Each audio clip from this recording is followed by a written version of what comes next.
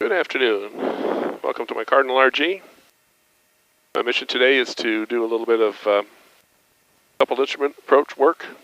The database people have just added my airport's GPS approach to the database. So what I'm going to do is shoot a coupled approaches. I did a couple last night, and so I'm doing a couple in the daytime, and hopefully we get a little better lighting on the video here today. So that's my plan. So to start with, we figure a destination, roll down here, click 6 for the 768 India Sierra is the airport. So I've got that, and then I hit procedure. I'm going to do the RNAV 9 with the LNAV plus V, and enter on that. And then it's vectors, let's go to Simon. And so it populates my flight plan for me. Going onto my map down here, and I can see that it's already got populated. There's my missed approach path. It goes back to Simon also, and to Kite, Pulpib, and then to the airport. So on the top map here, we can see it. I've got this one in a heading up mode, and this one in a north up mode. Also have an ARA over here, which is going to have some reflections on it. I think it's going to be hard to see today. What is interesting is that there's some pretty good rain out west there. But I think it's far enough west, it shouldn't be an issue for us. And heard some thunder over there too, so we might even see some strikes on our system here. I've got strikes turned on, and I'm going to turn on regional ADSB weather here. I'm going to turn on the continental USB here, and I've got strike sensors here as well. So between those two, we'll be watching weather also. Okay, with that, taxi and depart.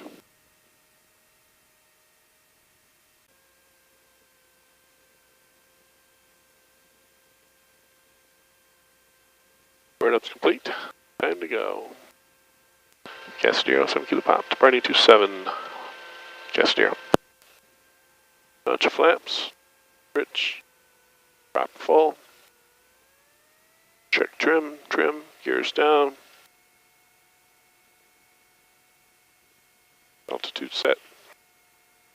Gyros know what direction I'm going. Yes, they do.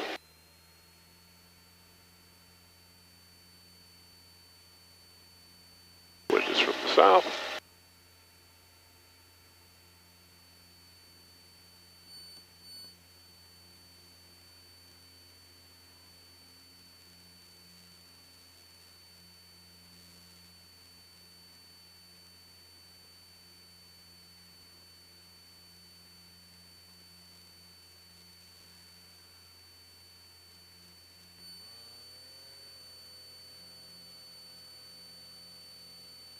And there's a little bit of rain here. Top of the green RPM. Top of the green fill flow.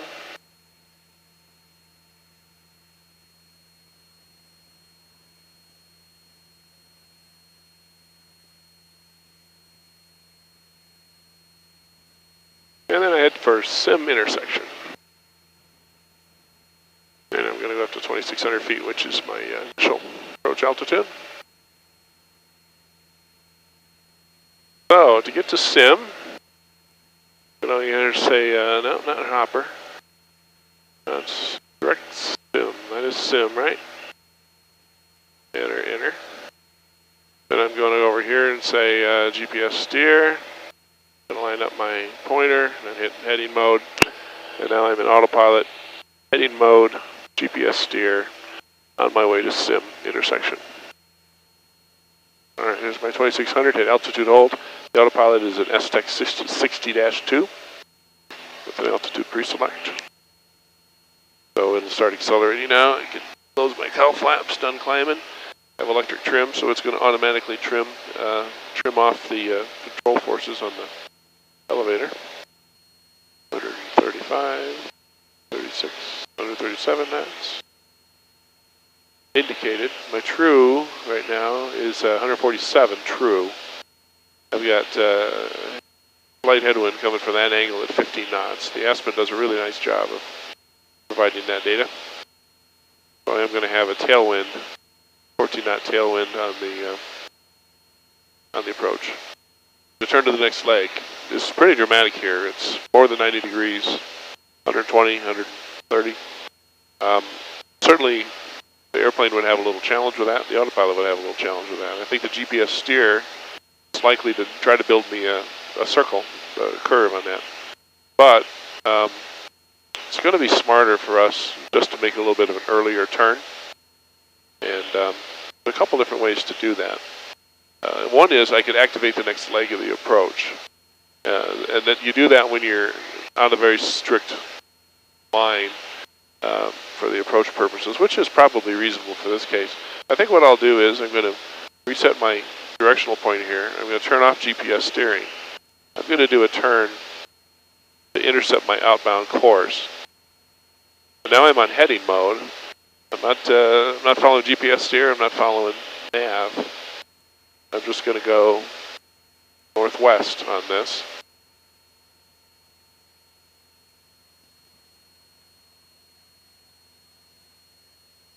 So that's going to bring me up onto this leg. Now what I could do is I could at this point go to the next intersection, kite intersection. I could go direct to kite, but that would give me two problems. First of all, I wouldn't be on my approach course anymore, even though it's a feeder. And secondly, it would be another tighter than standard turn at the other end. And doing 140 knots now, 149 knots true, and that wouldn't be good. So what I'm going to do is I'm going to go to my FMS here. I'm going to select the next thing here, and then I'm going to say activate leg and enter. So now that leg is activated. I'm going to go back to map here so I'm seeing my data. And I'm going to hit GPS steer now from here. And what that should do is it should give me an on-course turn. And so now I'm intersecting that next leg outbound. That also keeps me from driving out into Rockford's airspace.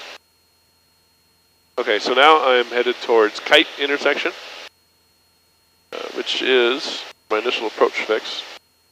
And from there we'll switch over to the LNAV approach. Right now, our mode is GPS to LNAV plus V mode. So it's not yet on an approach mode, it's on GPS mode. And of course with GPS steering engaged here. I think what I'm going to do here, I'm going to go to FMS, I'm going to kite, I'm going to go direct kite and activate that. And I think that'll simplify now. We've got to get a GPS steer just to go direct to that intersection. There's no reason for me to track all the way back to that leg, although it would have been nice. If I hadn't been talking so much, I would have started the turn a little sooner. Of course, you know, the electronics, actually the Stec does a pretty good job of anticipating arrival at a turn like that. But because I was doing it manually, I didn't have the benefit of that anticipator. I'm going to pull the power down a little bit here fairly soon. Go back to map mode so I can see my data. I'm 1 minute away from kite intersection. And that's 3 nautical miles. Interestingly, I've got it set up here for the second data point is that at that point I'll have 50 gallons remaining. So it's just sort of a continuous check for fuel. I'm going to zoom out here a little bit and just double check my weather. All the lightning strikes are out farther. In fact, you can see them pretty well there. Now here comes my upcoming turn. It's depicted on the screen there. And I'm going to slow down a little bit more. Going to let the GPS steer make that change. And what I expect to happen now is as I cross kite intersection, I expect this mode to switch from GPS to LNAV. But I'm going to let the GPS steer go ahead and handle the turn because GPS steering is a lot more aware of speeds and things like that. All right, my mode has changed. So I think the GPS steer is going to get me locked on a lot better. I've pulled power quite a bit. So we can zoom in on this one. We can watch us come in down here as well on the course. Maybe too much.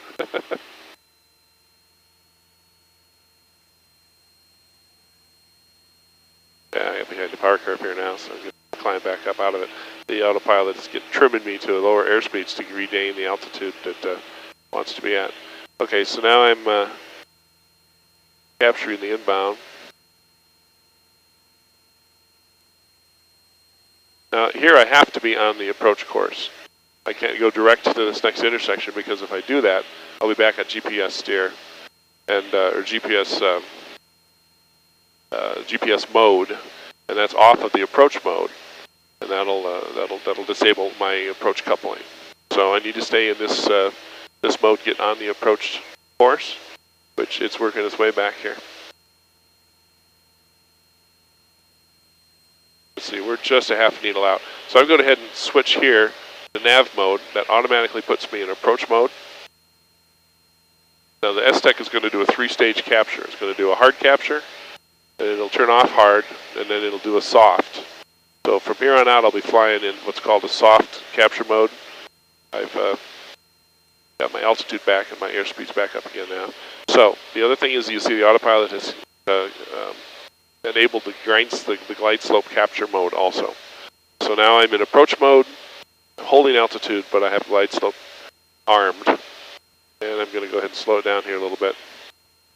I am right now 2.6 nautical miles from Hopper. Be there in 1 minute. And I also can see I'm 7.2 miles from the airport. Electric trim is running. I see the glide slope is alive. I see a little green dot coming down on the glide slope. At 96 knots right now, which is a pretty good approach speed.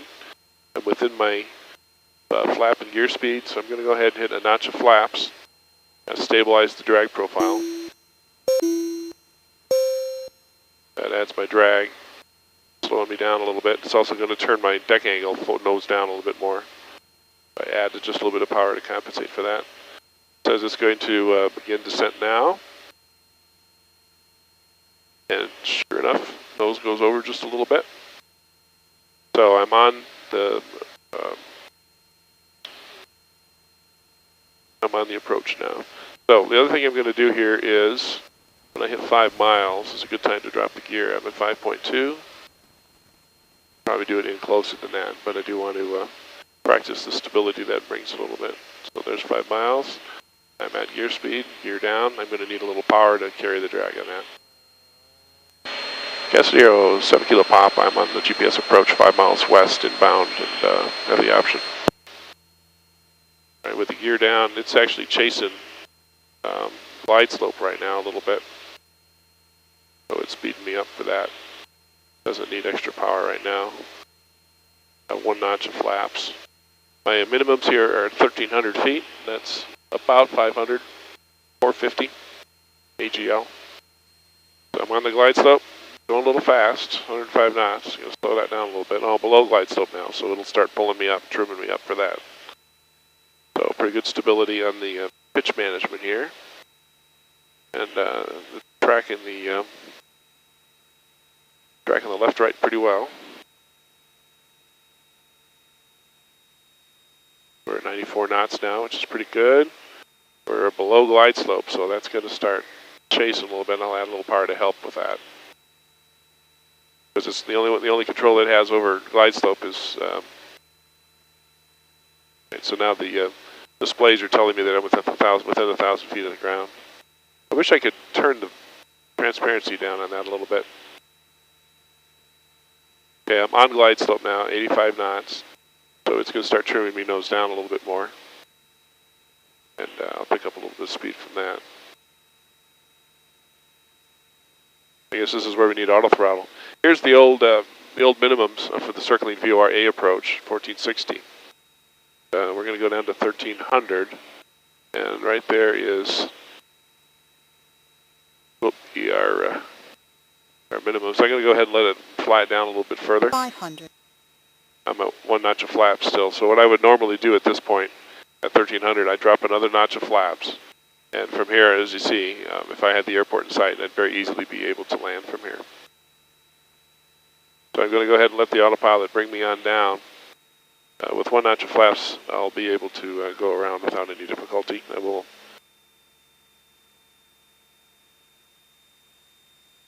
push a bunch of knobs in when that time comes. All right, it's chasing a glide slope a little bit, but it's really doing well on the left-right. Got me right lined up on the runway, 85 knots.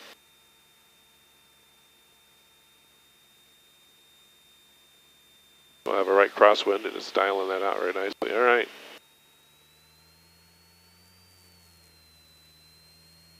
Autopilot off. That's pretty good. I mean, that's 100 feet right there. More like 50 feet, actually. It just took it right down to the numbers at 50 feet. Electric trim was working very hard to catch up with the pitch transitions here. But you know what? That baby works real well.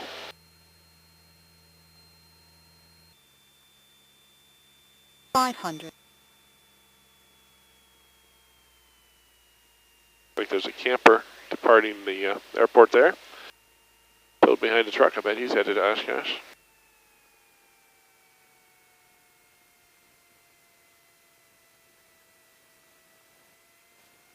All right, got a gear, got a green, 2 notches of flaps.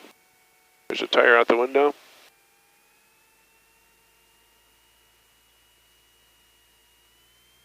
A little slow, a little short.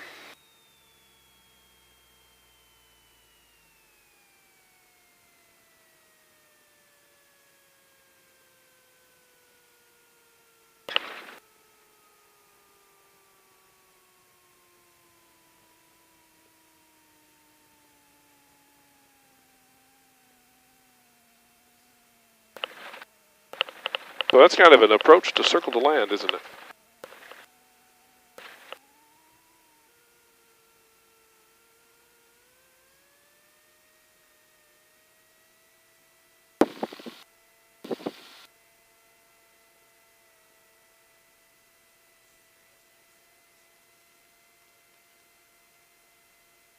So thanks for riding with me today.